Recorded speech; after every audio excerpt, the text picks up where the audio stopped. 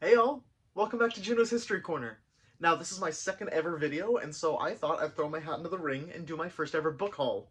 I am a history student at college. This is my first year of graduate school, and so all the books that I have tend to be history books. And so I thought I could do a little twist on the whole book haul genre and have them fit that history sort of narrative.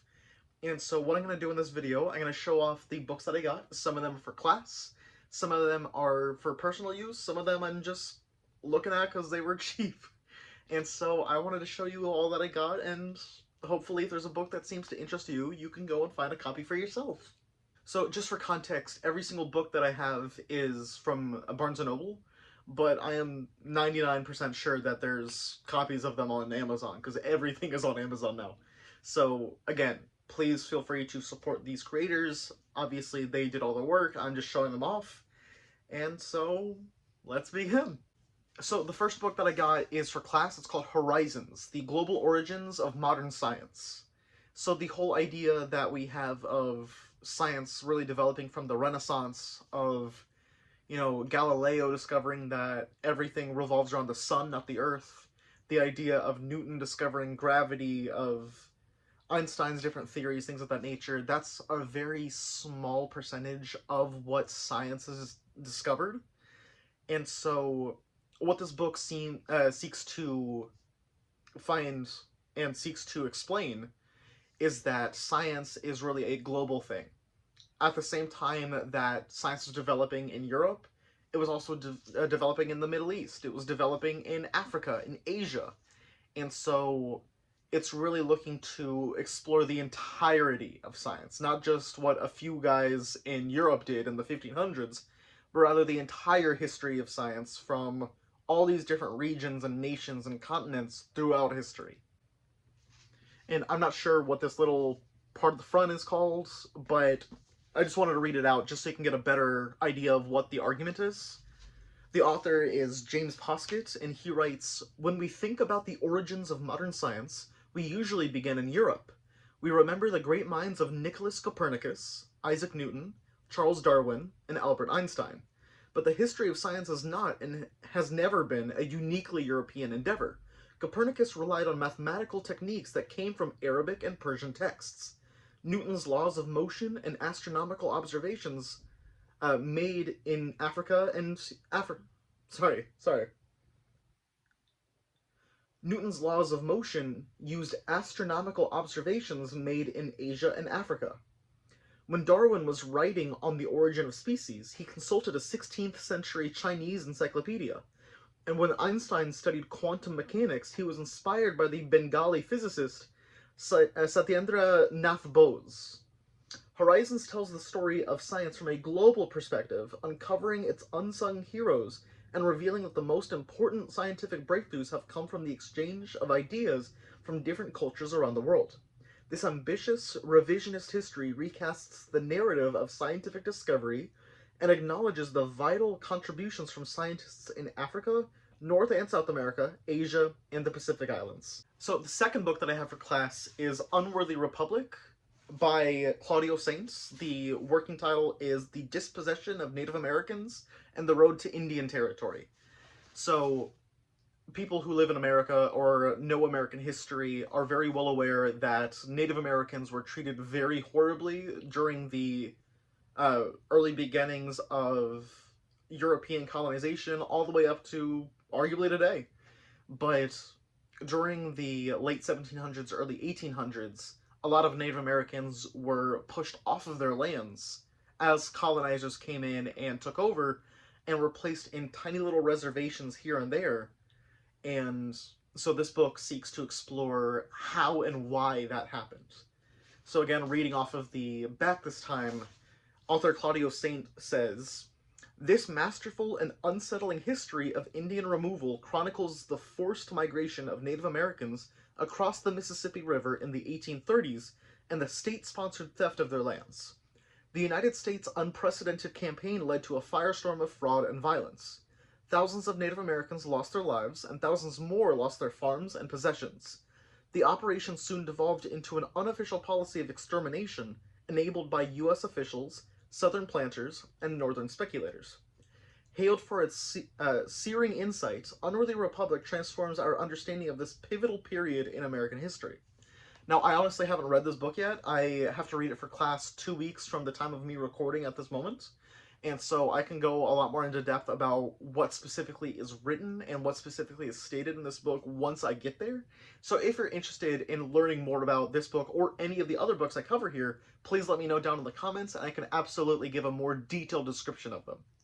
And then the third and final book that I have for class is The End of the Myth. It is by Greg Grandin. The working title is From the Frontier to the Border Wall in the Mind of America. So this talks about the idea of the southern border. A lot of modern-day American conservatives talk about securing that border, of blocking out any sort of migration, and this book essentially argues that that idea of blocking off an entire border is practically impossible.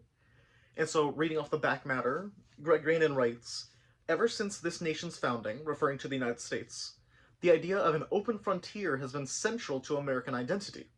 Symbolizing a future of endless promise, the frontier made possible the United States' belief in itself as an exceptional nation, democratic, individualistic, forward-looking.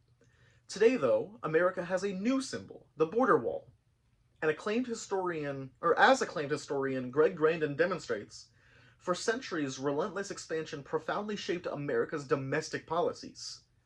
The ability to move outward provided a gate of escape, helping to deflect political and economic conflicts. But this deflection meant that the country's problems, from racism to inequality, were never confronted directly. And now, the 2008 financial meltdown, our unwinnable wars in the Middle East, and a deepening ecological crisis have slammed this gate shut. This new reality explains the rise of reactionary populism and racist nationalism, the extreme anger and polarization that catapulted Trump to the presidency." So I've stated it in my first video explaining who I am and what this channel is about. I will say it again.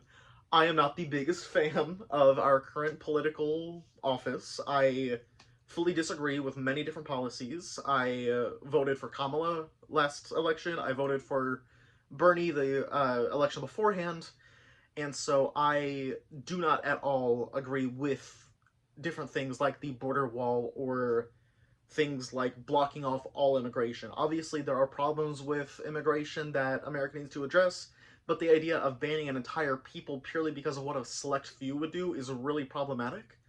And so, while this is a book for class, I really do I look forward to reading it for myself as well, just so I can be a little bit more educated about the history and the politics surrounding the border wall, so that way I can be better informed, and if I were to argue against it, like I usually do, I can have better arguments that are better well-defined.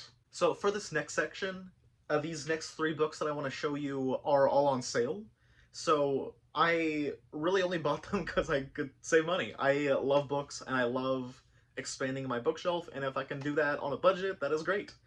And so another thing about me, I am actually a really avid believer and fan of ghosts, ghost stories, ghost hunting, things of that nature. Right behind me, I've got like 10 different books about ghosts, the history of ghosts, ghost hunting, things of that nature. And so there was a book that I found for like $8 that looked fantastic. This book is a history book about ghosts. It is called In the Houses of Their Dead. It is by Terry Alford. It is about the Lincoln family, the Booth family, and spirits. So, for those not very well versed in American history, Abraham Lincoln was the 16th president of the United States. He was the president during the Civil War. He's the one who is best known for freeing the slaves. And John Wilkes Booth is an actor who is the man who assassinated him.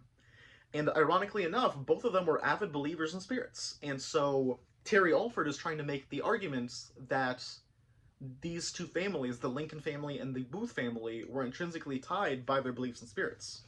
So, reading off the back now, quote, "In the Houses of Their Dead is the first book written about Abraham Lincoln to focus on the president's fascination with spiritualism and to demonstrate how it has linked him uncannily to his assassin, John Wilkes Booth. Though Lincoln is usually seen as a rational, empirically minded man, acclaimed scholar and biographer Terry Alford reveals that he was also deeply superstitious. Like millions of Americans, including the Booth family, Lincoln and his wife Mary suffered repeated personal tragedies and turned for solace to spiritualism, a new practice sweeping the nation that held that the dead were nearby and could be contacted by the living. Remarkably, the Lincolns and the Booths even used the same mediums, including Charles Colchester, a specialist in, quote, blood writing. Alfred's expansive, richly textured chronicle follows the two families across the 19th century, uncovering new facts and stories about Abraham and Mary, while drawing indelible portraits of the Booths. A, quote, fascinating and eerie book in the houses of their dead ultimately leads us to consider how ghost stories helped shape the nation. So again, it was like $8, and so I thought that would be really cool to add to my collection. The next book that I want to highlight is called Vanished. It is by Will S. Hilton, and the working title is The 60-Year Search for the Missing Men of World War II. So I am primarily a World War II historian. That's my area of expertise. And so there were a lot of stories of people who have gone missing during and immediately after World War II. The most famous story is of a Japanese soldier who lived in the jungles of some island. I'm forgetting where exactly, but he went into the jungles in about 1943. He didn't come out until 1974. And so that is a very popular story about a man just surviving on his own for over 30 years. And so this book is about other people who went missing during World War II. So reading from the inside. In the fall of 1944, a massive American bomber carrying 11 men vanished over the Pacific islands of Palau, leaving a trail of mysteries. According to mission reports from the Army Air Forces, the plane crashed in shallow water, but when investigators went to find it, the wreckage wasn't there. Witnesses saw the crew parachute to safety, yet the airmen were never seen again. Some of their relatives whispered that they had returned to the United States in secret and lived in hiding, but they never explained why. For 60 years, the U.S. government, the children of the missing men, and a maverick team of scientists and scuba divers searched the islands for clues. They trolled the water with side-scan sonar, conducted grid searches on the seafloor, crawled through thickets of mangrove and poison trees, and flew over the islands in small planes to shoot infrared photography. With every new clue they found, the mystery only deepened. Now, in a spellbinding narrative, Will S. Hilton weaves together the true story of the missing men, their final missions, the families they left behind, and the real reason their disappearance remained shrouded in secrecy for so long. This is a story of love, loss, sacrifice, and faith, of the undying hope among the families of the missing, and the relentless determination of scientists, explorers, archaeologists, and deep-sea divers to solve one of the enduring mysteries of World War II. So, this is a book written by a journalist rather than a historian, and so I like to read books that are history books, but not necessarily written by historians, because the way in which authors write, if they're not intrinsically associated with history, is noticeably different from those who are.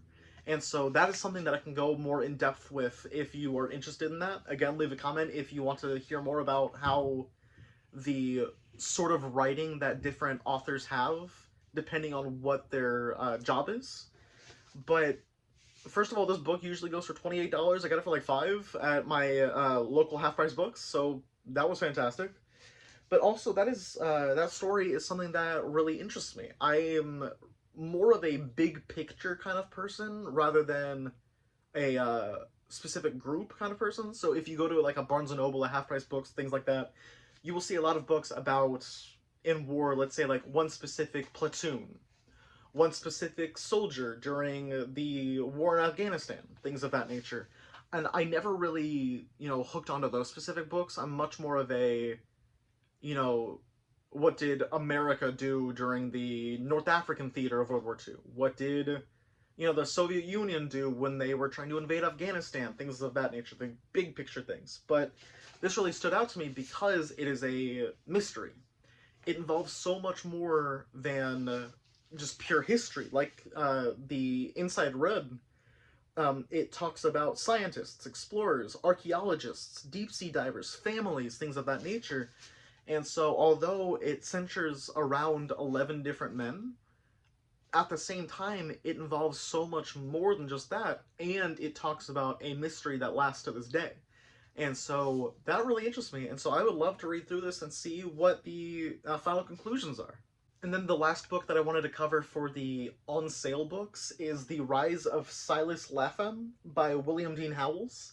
This is a novel rather than a history book, but what's really interesting about it is that it's historical fiction, which means they use history as a sort of starting off point, but then they begin to tell a story, a fictional story, rather than saying, "In this year this happened, then this happened, then this happened." And so it's really interesting because it talks about the industrial period of the United States immediately after the Civil War. A lot of scientific and industrial development happened. And so this is a novel essentially telling a story, but also highlighting what it was like for the elites of that time through a story, if that makes sense. So reading off the back, after the Civil War, rapid industrialization created a new crop of American multimillionaires. Although these industrialists became as wealthy as the old aristocrats of Boston and New York, the arrogant guardians of traditional society rejected the nouveau riches because of their uneducated tastes and uncouth styles. This class conflict is at the core of The Rise of Silas Lapham, one of the first American novels of manners, one of the first to look at the American businessman and self-made millionaire, and one of the first to employ realism, a style that would come to dominate 20th century American fiction. A devoted husband and father, fairly decent employer, and mostly honest businessman, Silas Lapham has used his father's small paint company to amass a large fortune. But he yearns to enter society and have his two daughters, Penelope and Irene, marry well. While Penelope is pursued by Tom Corey, a scion of old money who is in love with her, Tom's mother believes Penelope is an overly independent social climber and tries to thwart the romance. Meanwhile, Silas's efforts to be accepted by the Boston Brahmins lead him into dangerous financial waters that threaten to drown his business and swallow his family. And so, what's so interesting about that is that, like I was saying, it tells a story, but it is a story that is seated in history. You can read the story of Silas Lapham, a fictional person, and begin to understand what it was like to be a multimillionaire during this time for other real-life people. So it's a sort of case study, if you will, while also being a nice story. And so it's both, fun, interesting to read as it's a story, and it teaches you about history. I'm a big fan of historical fiction because you get to really get the best of both worlds. You get to learn, and you get to have fun. And now for the final section, I'm going to look at 4 different books that are personal reads, meaning that they weren't on sale, they're not for specific classes or anything like that. I was just interested in them. So the first one is Strong Men, Mussolini to the Present. It is written by Ruth Ben-Ghiat, and so it talks about strongmen. So a strongman, for those of you who aren't aware, is somebody who is a politician normally or a military officer who exudes just strength and masculinity and confidence, that old school masculinity, and say, there are so many problems with this nation and only I can fix them. Submit to me, follow me, and this nation will be the best in the world. And so Mussolini is a notable strongman. Donald Trump is a strongman. Again, I am not a fan of Donald Trump, and so this book is essentially explaining what a strongman is, giving examples, and then giving tips on how to resist, because typically a nation ran by a strongman does not end well. And so this book is essentially a sort of nod to those who actively are resisting against a strongman government. So reading off the back, Ruth Ben-Ghiat lays bare the blueprint leaders from Mussolini to Trump have followed over the past 100 years, and empowers us to recognize, resist, and prevent their disastrous role in the future. Authoritarian rulers promise law and order, then legitimize lawbreaking by financial, sexual, and other predators. They use masculinity as a symbol of strength and a political weapon, and they use propaganda, corruption, and violence to stay in power. Vladimir Putin and Mobutu Sese Seko's kleptocracies, Augusto Pinochet's torture sites, Benito Mussolini and Muammar Gaddafi's system of sexual exploitation, and the relentless barrage of misinformation utilized by the former Trump administration, all show how authoritarian rule, far from ensuring stability, is marked by destructive chaos. Ben Gates makes vividly clear that only by seeing the strongman for what he is, and by valuing one another as he is unable to do, can we stop him, now and in the future. Again, not a fan of Trump.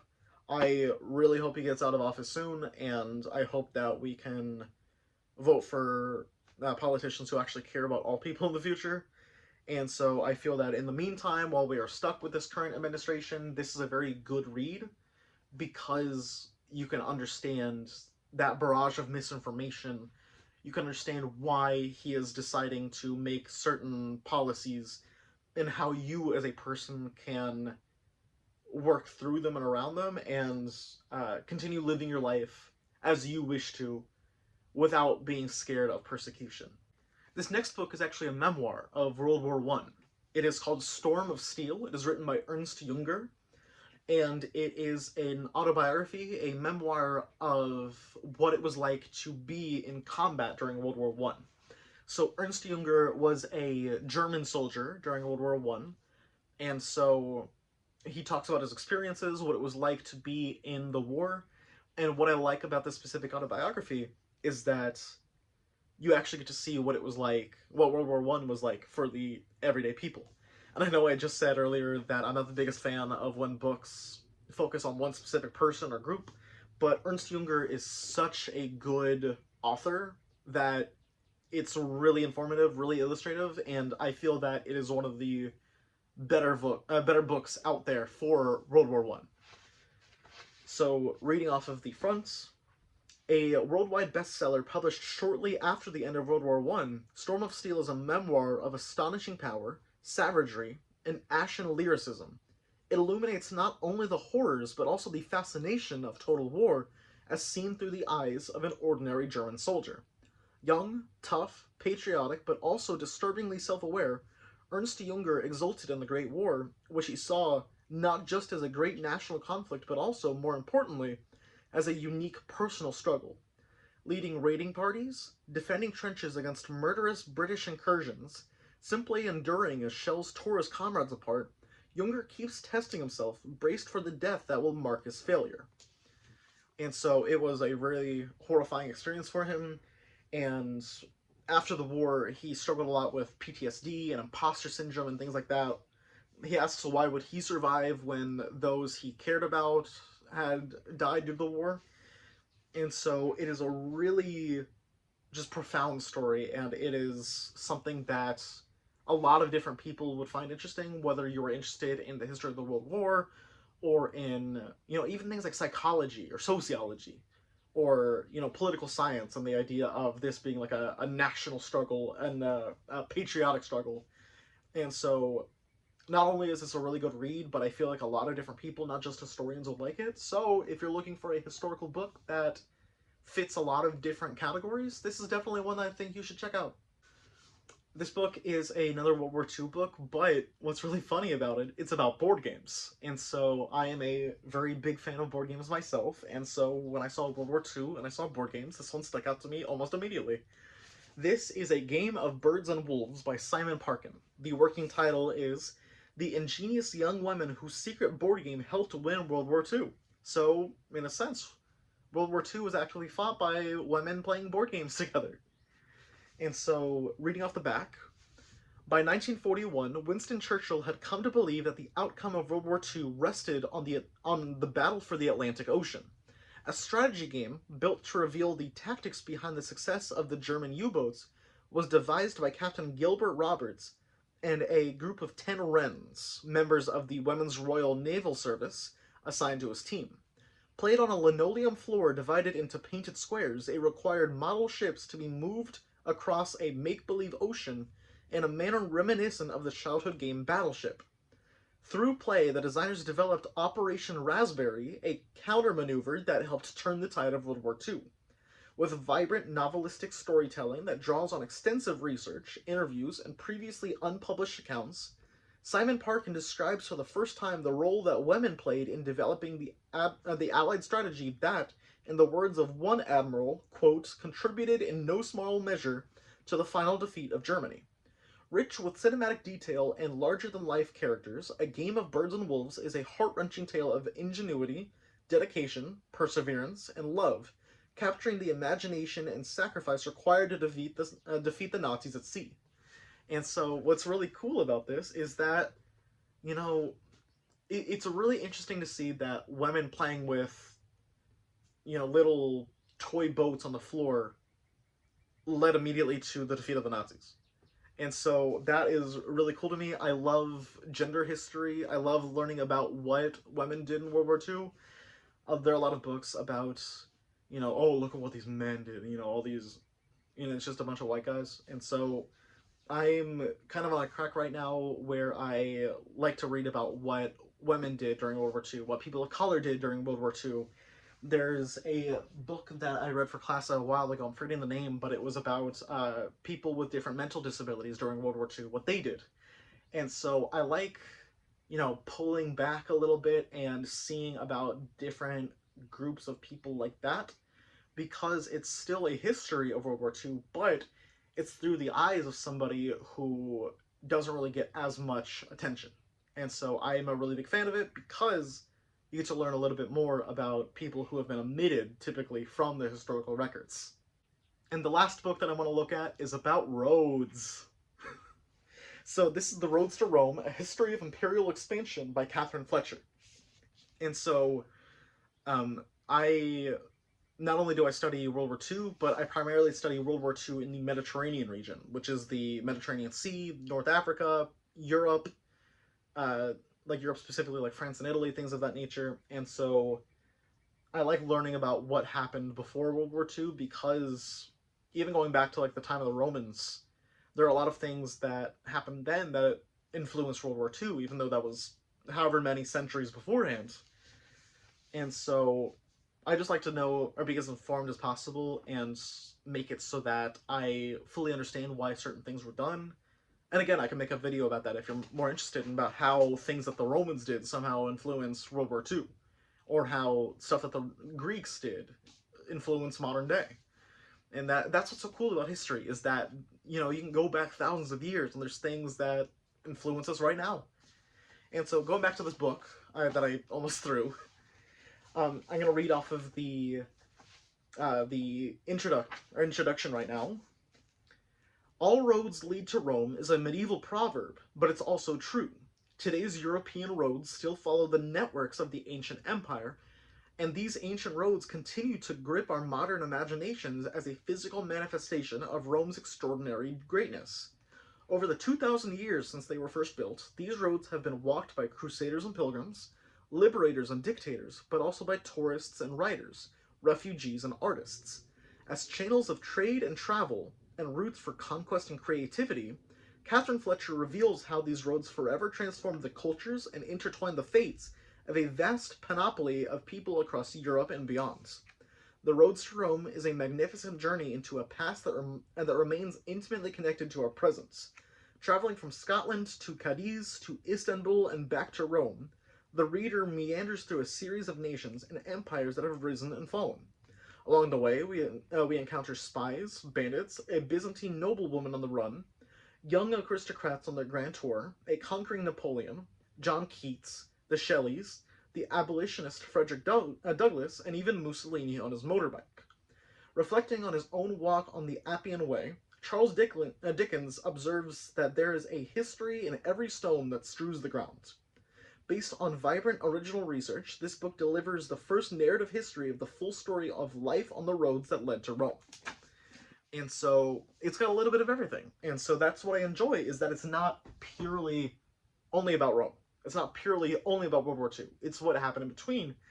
And the fact that something as simple as European roads can have such a vibrant and interesting history really sticks out to me. And so I cannot wait to read that. I have my spring break coming from college soon. And so whenever I get a chance, I would love to read this book, and I cannot wait to see what I learn.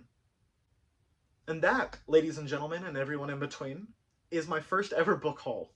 These 10 books were for class, for personal reference, or just because I wanted to fill out my bookshelf and they were on sale. And so I cannot wait to read them. I cannot wait to learn more about them.